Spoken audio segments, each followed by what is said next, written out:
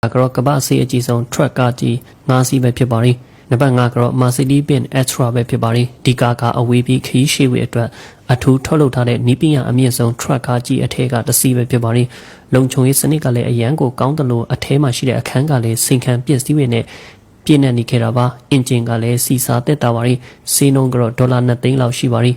နံပါတ်4ကတော့ Max Super Liner ပဲဖြစ်ပါတယ်ဒါဟာဩစတြေးလျကကနဝင်ထရက်ကားကြီးပဲဖြစ်ပါတယ်အသုံးပြုတဲ့လူတွေရဲ့လိုအပ်ချက်ပေါ်မူတည်ပြီးတော့စိတ်ကြိုက်ပြင်လို့ရတယ်လို့အင်ဂျင်အမျိုးအစားတွေကိုလည်းရွေးချယ်ခွင့်ရှိပါတယ်စေနှုန်းကဒေါ်လာ2 သိန်း4 တောင်းလောက်ရှိပါတယ်နံပါတ်3ကတော့ Volvo FX60 ပဲဖြစ်ပါတယ်ဒါကအလုပ်ကျန်းတဲ့အတွက်အထူးထုတ်လုပ်ထားတဲ့ truck ကားကြီးပါလီတာ16လီတာအင်ဂျင်ကိုတပ်ဆင်ထားပြီးမြင်းကောင်းရေ980အထိစွမ်းအင်ထုတ်လုပ်ပေးနိုင်တဲ့အတွက်ဈေးကွက်ထဲမှာအင်အားအကောင်းဆုံး truck ကားတစ်စီးပဲဖြစ်ပါတယ်စေနှုန်းကဒေါ်လာ2 သိန်းခွဲလောက်ရှိပါတယ်နံပါတ်2ကတော့ Kenworth W900 ပဲဖြစ်ပါတယ်ဒါဟာအမေရိကန်ကန်တဝင်ထရက်ကားမော်ဒယ်တစ်ခုပါအဓိကအဖြစ်အဝေးပြေးခရီးရှည်ဝေးအတွက်အသုံးပြုကြပြီးတည်ငြိမ်မှုနဲ့စိတ်ကြိုက်ပြင်ဆင်လို့ရတဲ့အချက်တွေကြောင့်လူကြိုက်များပါတယ်ဈေးနှုန်းကဒေါ်လာ2 သိန်း6 တောင်းလောက်ရှိပါတယ်